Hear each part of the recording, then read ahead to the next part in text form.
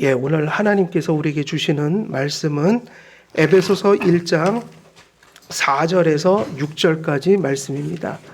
에베소서 1장 4절에서 6절까지 말씀입니다.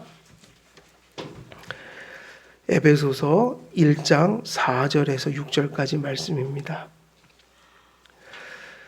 제가 봉독해 드리도록 하겠습니다. 1장 4절에서 6절 제가 봉독해 드리도록 하겠습니다. 곧 창세전에 그리스도 안에서 우리를 택하사 우리로 사랑 안에서 그 앞에 거룩하고 흠이 없게 하시려고 그 기쁘신 뜻대로 우리를 예정하사 예수 그리스도로 말미암아 자기의 아들들이 되게 하셨으니 이는 그가 사랑하시는 자 안에서 우리에게 거저 주시는 바 그의 은혜의 영광을 찬송하게 하려는 것이라. 아멘. 오늘 에베소서 1장 4절에서 6절 말씀 예정에 관련된 바울의 계시를 우리가 살펴보도록 하겠습니다. 우리가 지난 시간에는 이 본문 안에서 그 예정을 우리가 어떤 태도로 접근해야 될지를 지난 시간에는 다루었어요. 그러니까 예정을 우리가 듣고 묵상하고 연구할 때 예정을 바르게 인식하기 위해서 가져야 될 그 하나님의 말씀과 접근에 대한 태도, 그것에 대해서 말씀을 드렸고, 오늘은 이 선택과 예정이라는 말의 정의를 좀 내리고, 그리고 이 선택과 예정이 언제 하나님으로부터 이렇게 선택되고 예정되었는지 그 시기에 대해서 같이 살펴보도록 할 것입니다. 그래서 먼저 그 예정의 정의를 먼저 살펴보면, 우리가 보통 예정이라는 것을 두 가지 단어를 통해서 지금 1장 4절에서 6절은 이 예정을 두 가지 단어를 같이 사용하면서 우리에게 바울이 가르쳐 주고 있어요. 그래서 예정이라는 단어를 어떤 단어로 지금 표현하고 있죠? 그래서 신학자들도 예정론을 다룰 때 이런 제목으로 책을 쓰기도 하고 논문을 쓰기도 하고 또 설교를 하기도 합니다. 그래서 보통 이 예정을 어떤 단어를 사용해요? 우리가 이 본문을 보면 두 가지가 반복해서 나옵니다. 그게 뭐냐면 선택이라는 말을 쓰기도 하고 예정이라는 말을 같이 혼용해서 써요. 이 말은 같은 말이지만 미묘한 차이를 가지고 있는 말이에요. 그래서 이 두 가지를 바르게 좀 정의를 내려야 하는데, 먼저 바울은 성부께서 구원받은 성도들을 그리스도 안에서 선택하시고 예정하셨다고 선포할 때 먼저 나온 단어가 뭐예요? 먼저 나온 게 우리를 택하사, 그러니까 선택하셨다 그랬는데, 예정과 선택은 단어가 달라요. 그래서 선택하셨다, 이 얘기는 일종의 그 시제와 태라는 게 있는데 이게 좀 중요합니다. 이 선택하셨다라고 할 때 뭐를 썼냐면 부정과거라는 걸 썼어요. 부정과거. 이게 한글이나 영어에 없는 그런 좀 시제예요. 그러니까 이 헬라어는 영어하고도 한국어하고도 시제가 되게 독특하게 달라요. 그래서 여기서 부정과거라는 게 뭐냐면 이런 의미입니다. 과거에, 그러니까 우리가 보통 그 영어에서 과거 완료 뭐 이런 거 쓸 때 과거에 끝나버린 사건이에요. 끝나버린 행위예요. 그러니까 완료된 상황인 거예요. 그리고 뭐가 아닌 거죠? 지금 무엇이 되거나 진행되거나 미래에 될 일이 아니라 특별히 언제 다 끝나버린 거예요. 과거에. 그런 시제를 가지고 있고, 태는 무슨 태냐면 이것도 영어에도 없고 한글에도 없어요. 중간태라는 걸 썼어요. 중간태는 뭐냐면 주어의 행동이 주체에게 미치거나 그 동사가 행하는 그 행위를 그 주어, 그 행위의 주체를 강조할 때 보통 쓰여지는 게 중간태예요. 그러니까 중간태는 주어가 행동한 것과 이렇게 연관되는 그것을 의미하거든요. 그래서 중간태는 그 행동이 주어 자신에게 미치거나 혹은 그 행동이 그러한 주어가 했다는 것을 강조하는 의미에서 쓰니까 여기서 굳이 중간태를 쓴 이유는 이 선택이 오로지 누구에게 관련된 사실이라는 거예요. 누가 주체적으로 행한 사실이라는 걸 강조하는 거예요. 그러니까 이런 의미예요. 우리가 어떤 개입해서 혹은 우리의 어떤 것이 동원돼서 우리의 어떤 것이 조건이 돼서 우리의 어떤 것이 자격 요건이 돼서 소위 말하면 우리가 어떤 선택을 받을 이유나 자격이 있어서 선택하신 게 아니라 선택은 일방적으로 누가 하신 거예요? 하나님께서 하셨다. 그래서 여기서 주어가 누구냐면 하나님이란 말이에요. 그 주어를 강조하기 위해서 선택하셨다라는 것을 중간태로 사용했어요. 그래서 여기서 이 단어 문법적으로만 봐도 선택은요, 과거에 끝난 거예요. 과거예요. 근데 그 과거라는 게 시간적 과거가 아니고 언제의 과거예요?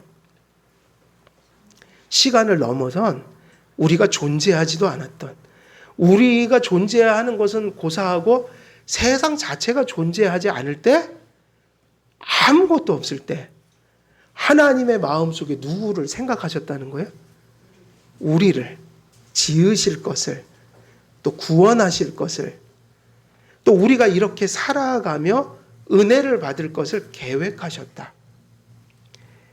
그래서 선택하셨다는 말씀이 외부의 어떤 이유나 원인이 있을 수 없다는 거예요. 이것은 오로지 스스로의, 하나님 스스로의 뜻과 의지로 택하셨고 영원에서 단번에 택하셨다는 의미로 선택하셨다는 말을 사용하신 거야. 달리 해석을 할 수가 없어요. 우리가 선택하신 때를 뒤에 가서 말씀을 드리겠지만 창세 전이라고 했어요. 언제 선택했다? 그래서 우리의 어떤 것이 이렇게 동원될 수가 없는 거야. 그래서 이것이 단지 시간적으로 하나님 편에서 영원전에 선택했다는 의미만을 담고 있는 게 아니라 이것이 오직 은혜, 우리에게 어떤 공로가 없다, 구원의 공로가 없다, 그런 것을 함축하고 있다는 얘기예요. 그래서 선택이란 많은 것들 중에 택하여 골라내는 것을 의미합니다. 그러므로 선택하는 행위에는 선택을 받지 못하고 남겨지는 대상이 결과적으로 존재하게 되겠죠. 그냥 우리가 이걸 잘 이해하셔야 돼요. 선택을 할 때요, 많은 사람들이 불공평하다는 얘기를 써요. 그러니까 그때도 말씀드렸지만 예정을 잘못된 방향으로 접근할 때 그런 질문들이 쏟아져 나오는 거예요. 근데 그때 불공평하다는 얘기를 할 때 되게 이것을 잘못 이해를 하고 시작을 하고 있다, 사고를. 우리가 구원받았죠? 우리가 구원받았는데 택함을 받아서 믿음을 갖게 됐다. 근데 우리도 사실은 어디서 구원을 받은 거예요? 의인으로 구원을 받은 겁니까? 아담 안에서 모든 죽은 자들 가운데 있을 때 구원을 받은 거예요. 죄인이기 때문에 구원을 받은 거란 말이에요. 죄인의 위치에서. 그러면 우리도 선택이 아니었으면 어떻게 돼야지 마땅한 거예요? 그냥 원래는 죽어야 되는 거예요. 누구와 함께? 그 죄인들과 함께. 그러면 선택은 의로운 자를 하나님이 일부러 타락을 시켜서 죽이는 게 아니라 아담 안에서 죄인된 자들이 마땅히 죽어 마땅한데 우리도 하나님이 은혜를 주시지 않았으면 죽어 마땅한데 사실은 받을 자격 없는 자에게 은혜를 베풀어서 구원을 받은 거니까 감사할 거 외에는 아무것도 없고, 그러나 그건 불공평이 아니라 그 은혜를 받지 못한 사람은 자기 죄 때문에 죽는 거란 말이에요. 원래 죄인이었기 때문에. 그러면 하나님이 죄인을 살리는 거는 죄인을 죽이는 게 공입니까? 죄인을 살리는 게 공입니까? 그러니까 우리도 그 죽음을 죽었어야 한단 말이에요. 근데 그 죽어야 될 자들 중에 우리를 건져주시는 은혜를 우리는 받은 거예요. 그러니까 우리는 감사할 것밖에 없고, 그리고 그 은혜를 받지 못한 자들은 하나님이 죽이는 게 아니라 무엇 때문에 죽는 거예요? 죄 때문에. 그러니까 우리는 그들에게 왜 은혜를 베풀지 않아서 지옥에 가느냐를 물어서는 안 돼요. 마땅히 죽을 자들을 죽인 거라고요. 그러니까 이거를 뭐라고 한다면 우리가 세상에도 그런 이치가 있거든요. 우리가 사면을 받는 자들을 보잖아요. 똑같이 사형수인데 어떤 사람은 사면을 받아서 30년만 살고 나와요. 어떤 사람은 사형을 당해요. 그럼 그게 불공평인가요? 불공평해요, 그게? 그건 합법적인 거로 여긴다고요. 그의 세상에서도 어떤 이유 때문에 어떤 사람에게는 사면을 줘요. 이유가 있죠. 세상에서는. 잘 살았으니까. 거기서 뉘우쳤으니까. 모범수니까. 근데 예정에서는 거기까지 가면 안 되고 모른다로 끝내야 돼요. 왜 불신자들을 그들에게 내가 받은 은혜를 그들에게는 주지 않았는가?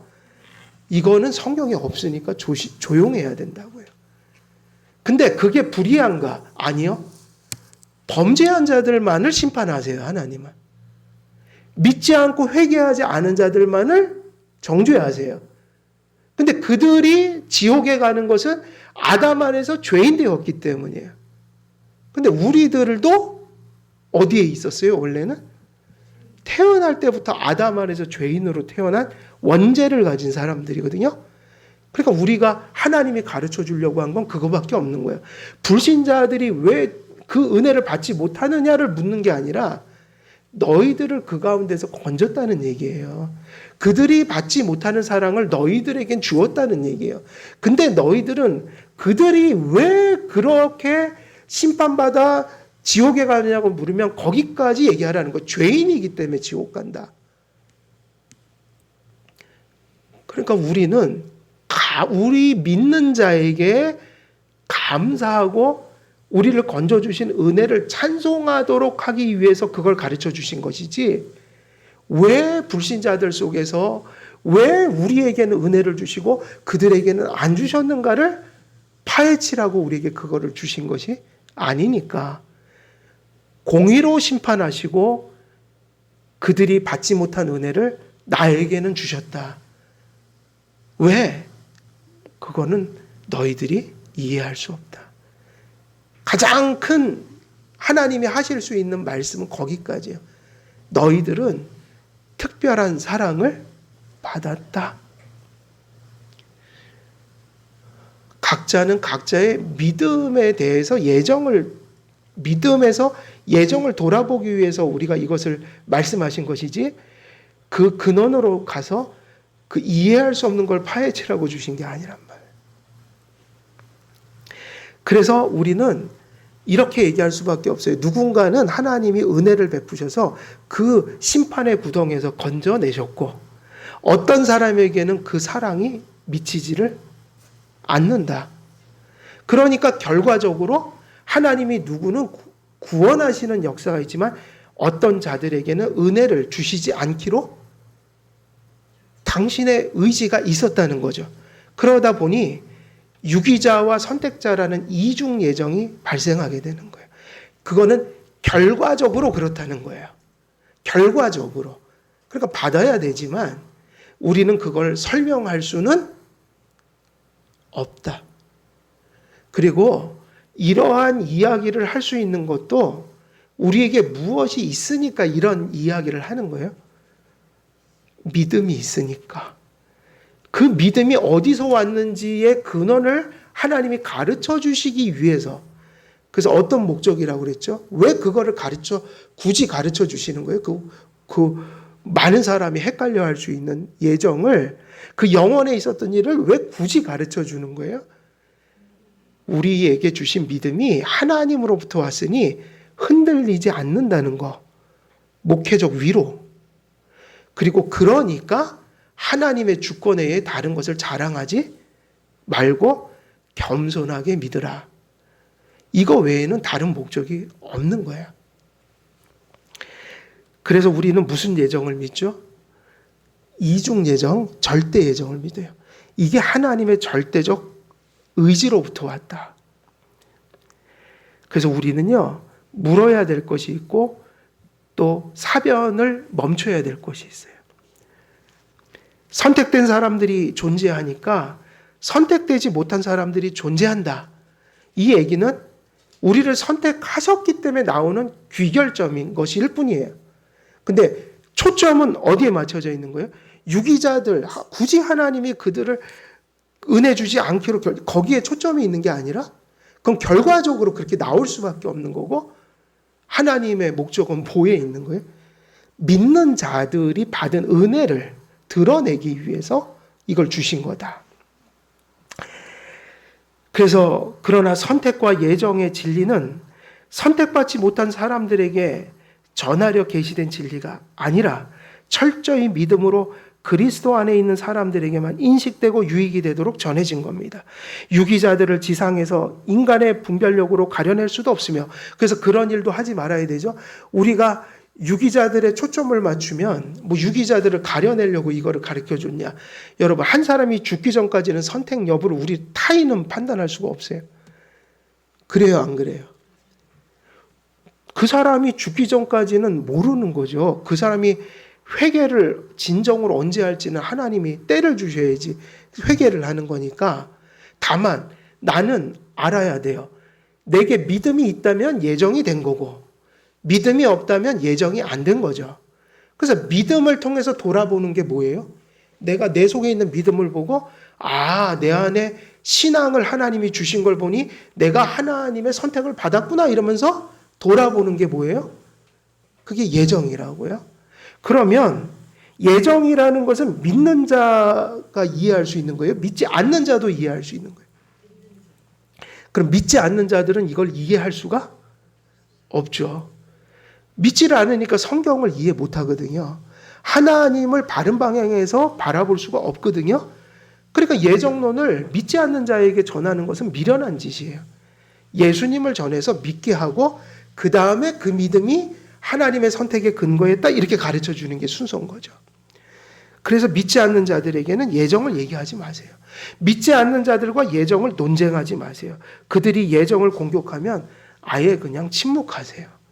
그들은 가르쳐줘도 모릅니다. 그들은 하나님을 모독하고 이 은혜의 체계를 허물기 위해서 예정을 얘기할 뿐이에요. 불신자들은. 그래서 예정교리 자체가 성도들의 구원이 하나님의 선택으로부터 비롯되어 흔들릴 수 없는 위로를 준다는 사실에 초점을 맞추고 있다.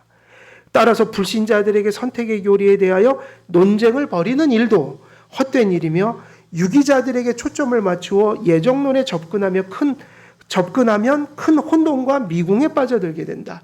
그래서 아까 말씀드렸듯이 우리의 구원을 우리에게 믿음을 주신 걸 보니 이 믿음을 주신 걸 보니 하나님이 나를 선택했구나.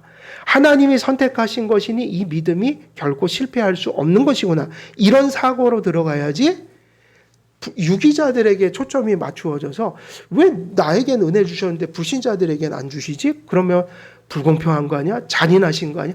이런 식으로 들어가면 성경이 의도한 바울이 지금 에베소서에서 얘기하고 있는 예정론하고 완전히 상관이 없는 예정론을 전하게 되는 거예요.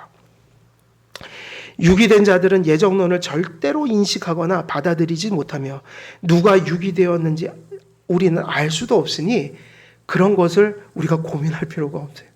중요한 거는 이거는 내 신앙을 검증하기 위한 것이고 내 신앙을 확고히 하기 위한 교리인 거예요. 그러니까 내가 믿음이 없으면 아무것도 아닌 거예요.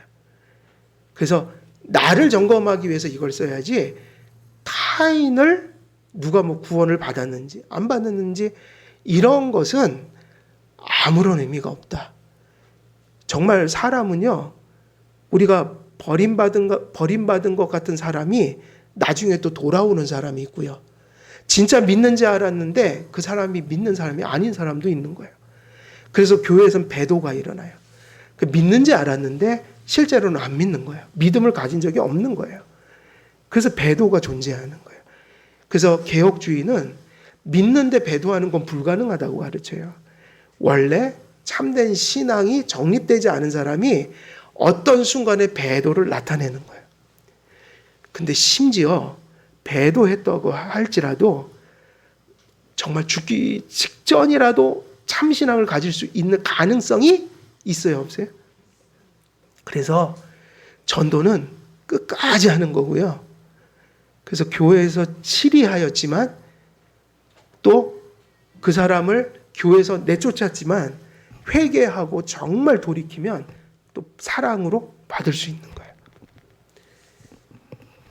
그래서 우리는 이 가시적인 교회는 외적인 표로만 회원을 받고 안 받는 거예요. 그 외적인 표가 뭐예요?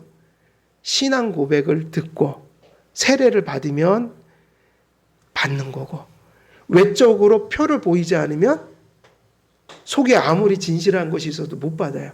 왜냐하면 우리는 하나님이 아니기 때문에 가시적인 교회는 하나님이 내면을 보고 받으라고 한 게 아니라 외면으로 나타난 것을 최대한 진실성을 파악해서 받으라고 하셨으니 그게 실수가 있을 수 있겠어요? 없겠어요? 잘못 받는 일이. 신앙 고백을 했는데 아닌 사람도 있는 거죠. 그래서 교회에는 알곡과 가라지가 섞여 있을 수 있는 거예요. 근데 우리가 월권하면 안 돼요. 어찌됐든 외적인 고백과 세례를 성실하게 받으면 일단 받아야 돼요. 왜냐? 우리는 내면을 판단하는 자들이 아니니까. 그래서 교회 질서가 되게 중요한 거예요. 교회에서 세례 교육 철저히 하고요. 할 수 있는 데까지 철저히 점검하고 또 철저히 가르치고 그 사람의 그것이 진실한 것인지 철저히 판단해서 받아야 돼요. 왜냐? 외적인 거라 그렇게 해도 완전하지가 않기 때문에. 그래서 우리는 이 선택의 실제가 있으므로 유기자가 존재할 수밖에 없다는 당연한 이치를 겸손히 받아들이므로 하나님의 주권을 구원에서 혹은 유기하시는 행위에서 인정해야 하는 동시에 예정의 교리의 의도에 있어서 성경을 벗어나거나 소모적인 질문과 사변을 피해야 합니다. 바울은 선택과 예정을 교회에 전하고 있고 특별히 그리스도 안에 있는 구원받은 성도들을 향해 선포하고 있다는 점을 잊어서는 안 된다.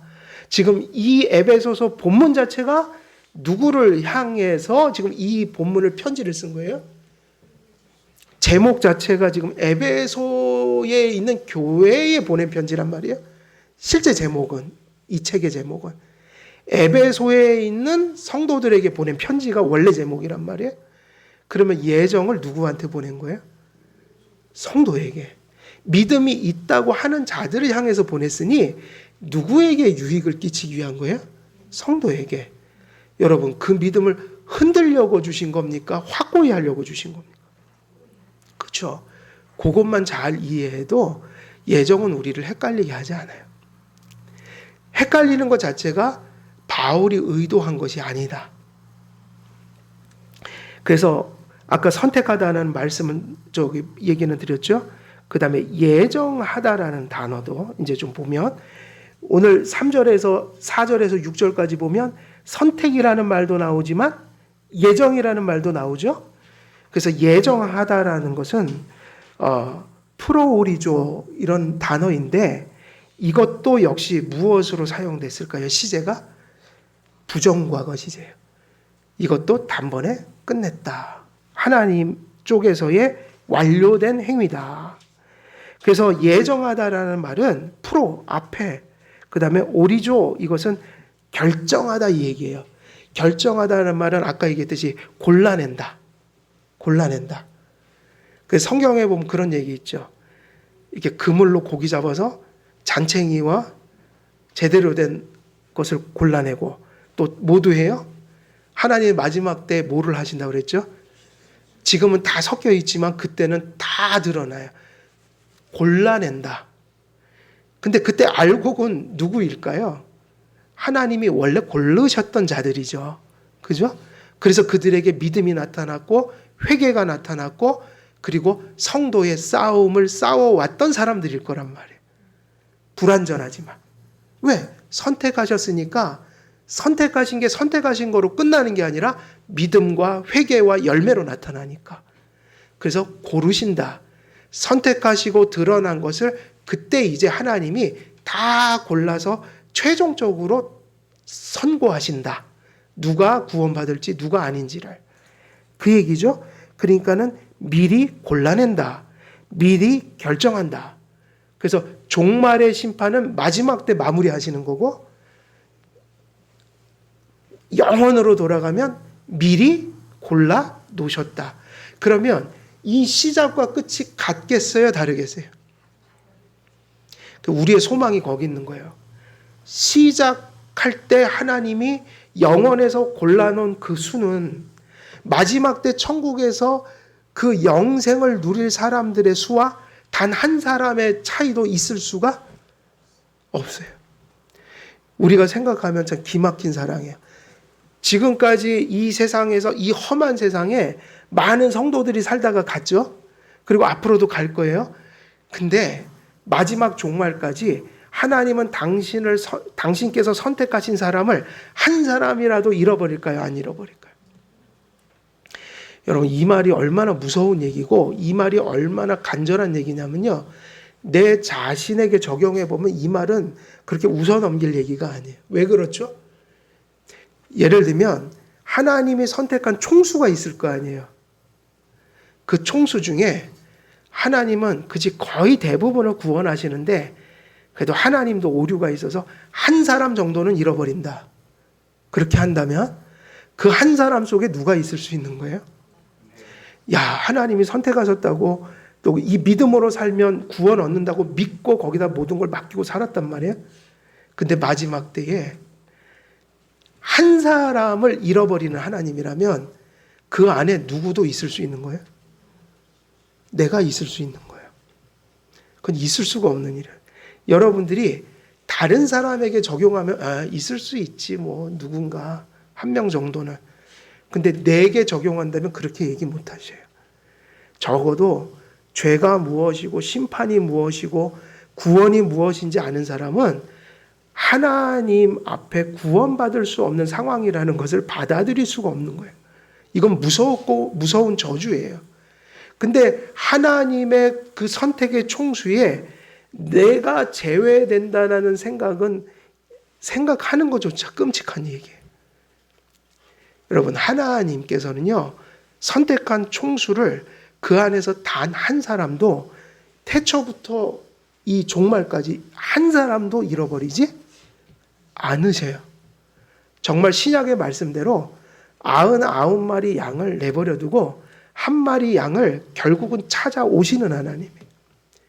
그것이 하나님의 선택에서 시작이 되었다. 그런 하나님이 아니라면 우리가 신앙생활을 할 수가 없어요. 예정은 선택하시려는 뜻과 작정을 하면, 그래서 이게 조금 이제 이 부분은 좀 중요한 부분인데, 자, 예정과 선택이라는 말을 같이 썼다.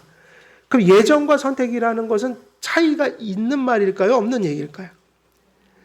미묘한 차이를 가진 얘기예요. 그래서 약간 다른 의미로 쓸 때가 있으니까 요거는 좀 알아두시면 유익해요. 뭐냐? 예정과 선택은 원래 같은 얘기긴 하지만 미묘한 차이를 두었기 때문에 그런 의도로 쓸 때 이런 차이를 얘기할 수가 있어요. 그게 뭐냐면 예정은 선택하시려는 뜻과 작정을 의미한다. 그러니까 우리 사람에게 비유를 들면 하나님께서, 아니 우리가 사람이 내가 물을 지금 마신다, 행위를 한다. 그러면 일단은 뭐가 있어야지 물을 마셔요? 물을 마시겠다는 뜻과 의지 자체. 그게 먼저잖아요. 논리적으로요.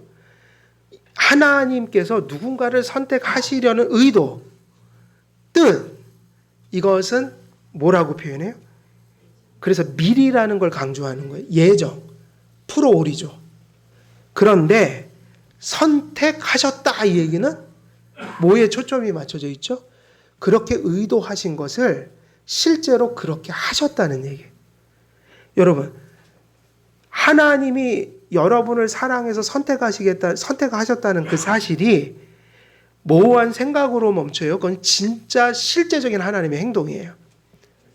행동이란 말이에요. 그리고 그 이후에 모든 것이 그 선택에 의해서 나타나고 있는 거예요. 성취되고 있는 거예요. 어떻게 보면 우리에게 나타난 구원은 하나님의 선택이 계속 펼쳐지고 있는 거예요. 실제화되고 있는 거예요. 선택은 뭐냐면 그 선택과 뜻을 행하는 행동에 초점이 맞춰져 있다. 근데 이것을 왜 굳이 구분하냐면 논리적으로는 그렇게 구분하는 게 맞기 때문에 먼저는 의지고 그 다음에 행동이란 말이에요. 그러나 이것이 논리적으로 그렇게 구분하기는 하나 하나님은 이 선택과 예정을 사실은 다 역사 속에서 하신 거예요? 영원전에 하신 거예요? 그러니까 시간적으로는 차이가 있어요? 없어요? 없는 거예요. 그래서 예정과 선택은 동시적인 거예요. 차이가 있을 수 없어요. 영혼에는 앞서고 뒤서는 과거와 현재와 미래라는 게 없기 때문에. 그래서 이게 영원전에 단번에 하나님 안에서 이루어진 것이다. 그러나 하나님의 의지와 하나님의 실제적인 그 행동을 논리적으로 구분하기 위해서 만약에 의지에 초점을 맞추면 예정이라는 말을 보통 쓰고 행위에 초점을 맞추면 선택이라는 말에 초점을 맞추죠. 그러나 사실은 시간을 넘어서서 보면 그건 논리적인 이야기일 뿐이지 차이가 없다. 그런 의미에서 때로는 그것을 구분해서 쓰기도 하고 때로는 예정과 선택을 같은 의미로 사용한다. 동의어에 가깝게. 그렇게 이해를 하시면 되는 겁니다. 그래서 영원에서 그 선택과 예정은 동시적인 사역이며 동일한 사역의 표리와 같은 것입니다. 이처럼 하나님께서는 영원전에 우리를 구원하여 하나님의 자녀를 삼으시려는 뜻을 가지고 우리를 택하셨습니다. 우리의 구원은 이처럼 하나님의 뜻과 그의 행위에서 나타난 것이므로 확고한 그의 의지요 확고한 그의 행동으로서의 선택이기 때문에 그것을 철회시키거나 실패시키거나 그거를 허물어뜨릴 수 있는 다른 어떤 것이 있을 수 있을까요? 없을까요? 그것이 있을 수 없다. 그래서 로마서 8장의 말미에 보면 세상에서 하나님의 사랑에서 우리를 끊을 수 있는 것이 없다고 그랬다고요. 없다고 그랬어요. 왜냐? 그 이유는 이렇게 돌아와서 보면 누구의 선택이기 때문에 그래요. 그것이 하나님의 선택으로부터 비롯된 것이기 때문이라는 거예요. 그 얘기는 우리의 구원이 하나님의 의지요 하나님의 행동이었다. 매튜 엘리는 그래서 이 예정의 복이 다른 모든 복들이 흘러나오는 은밀한 원천이다 그렇게 전했어요. 이 예정이 펼쳐진 것이 예수님이 이 땅에 오시는 일이었고 이 예정이 펼쳐지고 성취되는 것이 성령님이 우리에게 믿음을 주시는 시점들이었다. 그리고 우리에게 또 남은 생애가 남아있죠. 너무 우리는 연약하고 지금도 죄성이 있고 우리는 날마다 그렇게 넘어지지만 우리를 견인하실 하나님을 소망할 수 있는 이유는 그 예정이 아직 펼쳐지지 않은 예정의 복이 종말에 남아있기 때문인 거예요. 그래서 과거, 현재, 미래에 우리가 받는 모든 복은 바로 영원전에 있던 하나님의 예정과 선택의 그 의지와 행위가 지금 우리에게 경험되고 있는 것이다라고 이해를 하시면 되는 거예요. 바울은 하나님의 계시를 전하며 하나님의 영원한 선택이 우리의 소명과 우리가 하나님께로부터 받은 모든 행복의 기초와 첫째 원인이 된다고 선포합니다. 그 어떤 것의 영향도 원인도 하나님의 뜻과 선택에 개입될 수 없는 하나님의 자유롭고 순수한 결정이었다. 이렇게 보면 되겠죠. 그래서 이제 우리가 다시 또 살펴볼 좀 시간이 한 10분 남았는데 그 다음 주제 조금 이야기하고 마칠게요.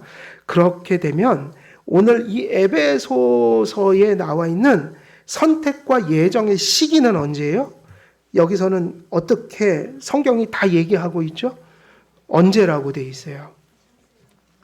창세 전이다. 창세 전이다.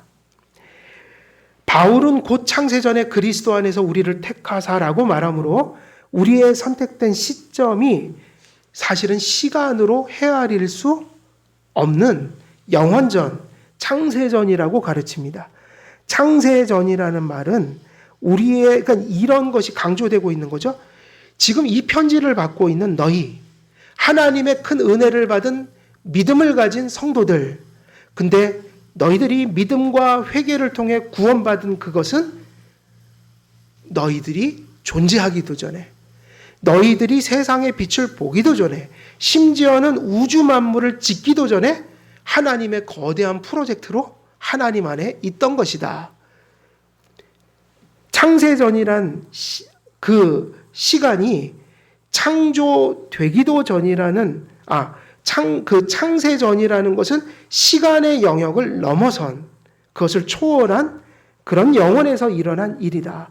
예정과 선택은 세상이 존재되기 전, 사람이 존재하기 전, 오직 유일하신 한 분 하나님 안에서 삼위만이 존재하던 그 시절에, 그래서 이 우리의 구원을 누구의 교제 속에서 이렇게 나누셨다는 얘기예요?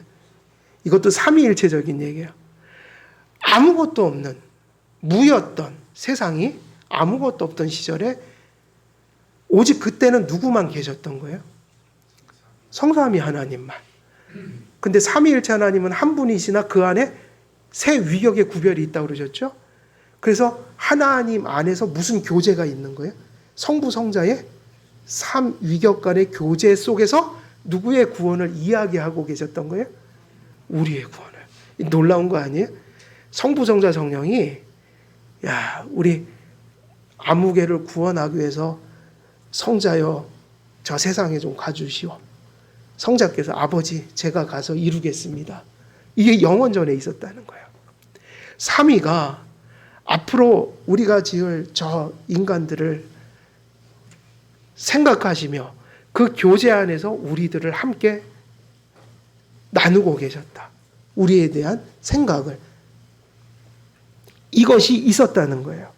하나님께서는 예정과 선택을 통해 구원받을 대상을 선택하는 동시에, 그래서 우리가 보통 예정이라고 할 때 그 예정은 뭐냐면 누구를 선택할 것인가, 누구를 구원하실까라는 구원의 대상을 선택하는 것을 예정이라고 그래요.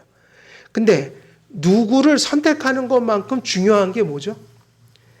어떻게 구원할 것인가 이거잖아요. 근데 그것도 언제 정해졌어요? 바로 우리를 마음에 품으시고 영원전의 삼위가 우리에 대한 이야기를 나누시는 그때에 무엇도 삼위 간의 교제 속에서 결정하셨어요? 예수님을 이 땅에 보내셔서 십자가에 달아 구원하시겠다라는 것을 영원전에 계획하셨다. 누구를 위해서? 우리를 위해서. 그걸 뭐라고 부를까요? 그것을 구속 언약이라고 불러요.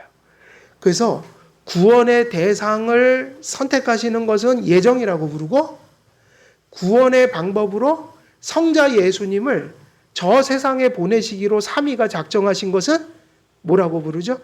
구속 언약을 맺으셨다. 왜냐?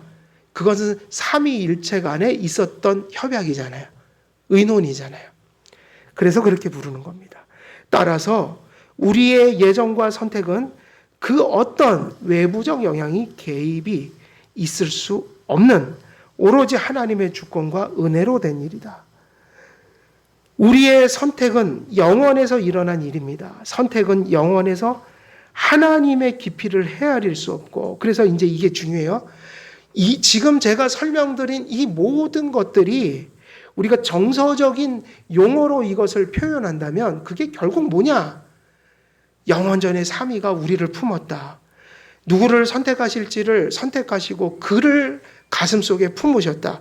그리고 그를 위하여 성자에게 세상에 가서 그들을 위해서 구속을 성취해달라고 성부께서 말씀하시고, 성자가 내 아버지 제가 순종하겠나이다 이렇게 협약하신 것이 결국 그 영원 속에 있었던 그 예정과 구속의 언약이라는 것이 정서적인 표현으로 하면 그게 뭐냐는 거예요.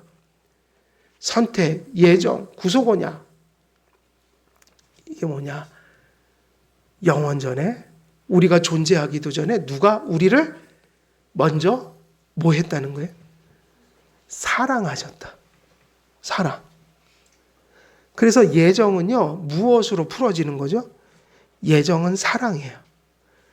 하나님께서 구원하실 자들을 향한, 근데 그냥 구원하실 자가 아니라 저 아담 안에서 모든 사람들과 함께 죄인 되었고 허물과 죄로 심판받아 마땅한 그런 정죄 속에서, 심판 속에서 하나님이 건져주시기로 한 바로 그 대상들을 사랑하셨다.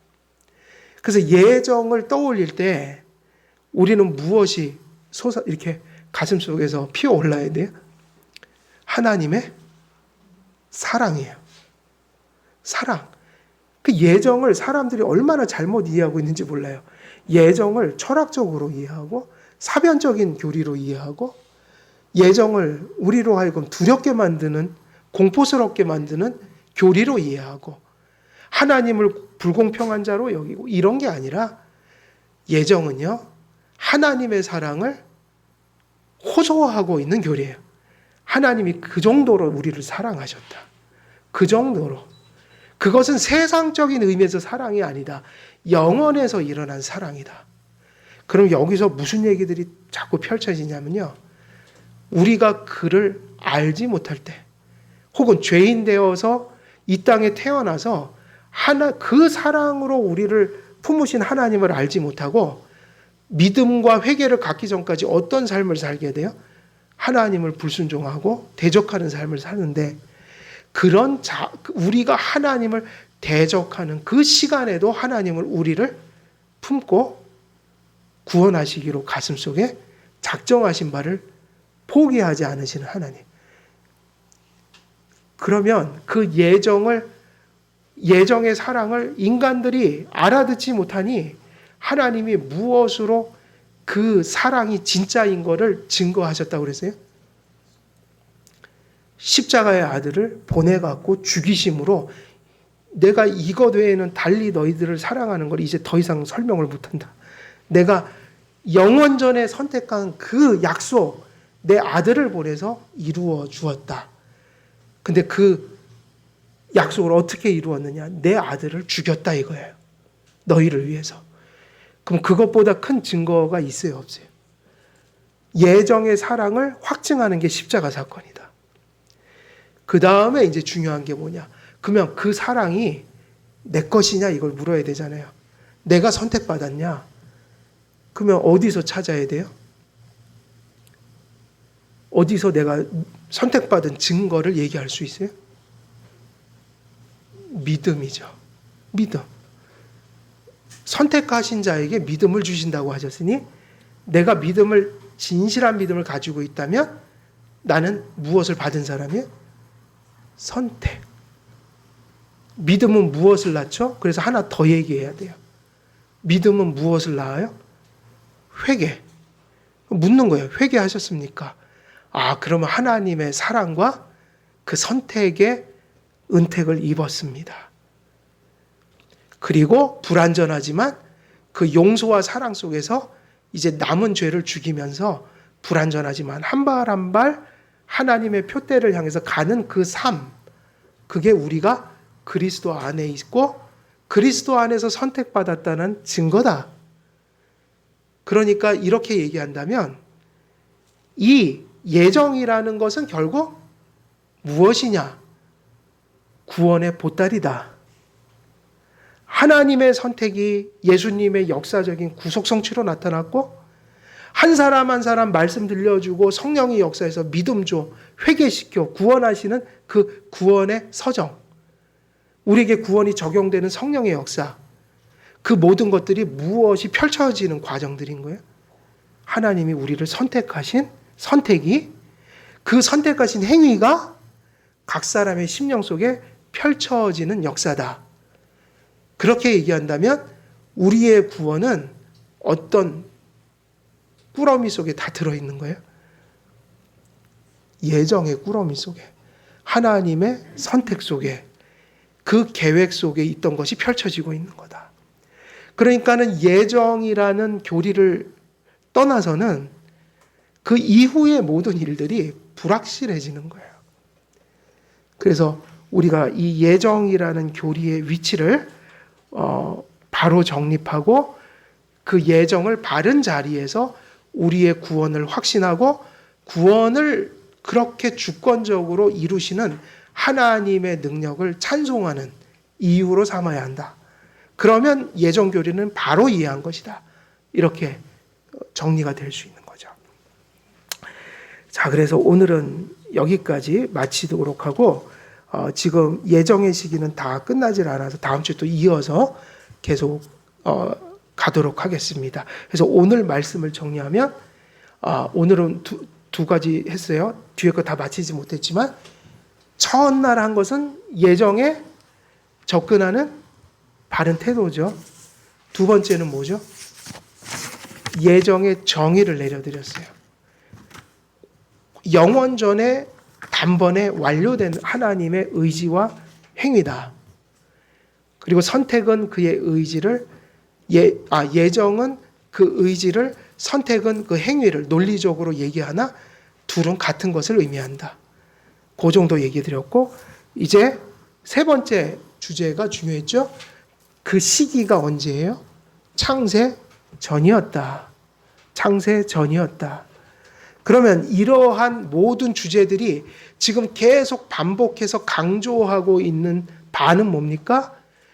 그 예정의 교리는 우리의 신앙의 확실성을 담보하는 토대다.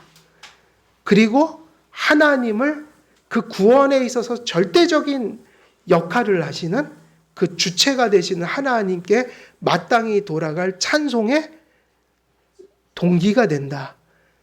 그래서 예정교리가 그러한 초점과 강조점을 가지고 있다는 것을, 유익을 가지고 있다는 것을 계속 여러 가지 주제들을 통해 지금 말씀을 드리고 있는 겁니다.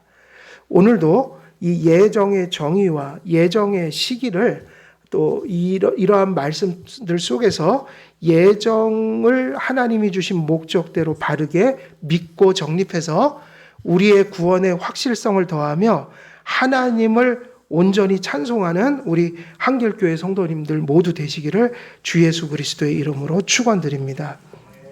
기도하겠습니다. 살아계신 하나님 아버지, 오늘도 예정의 말씀 에베소서에서 전하였습니다.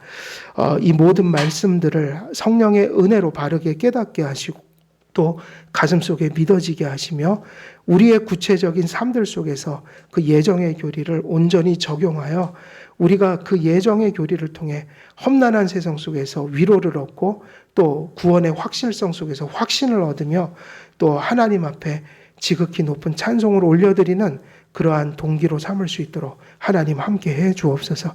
감사드렸고 우리 주 예수 그리스도의 이름으로 기도드리옵나이다. 아멘.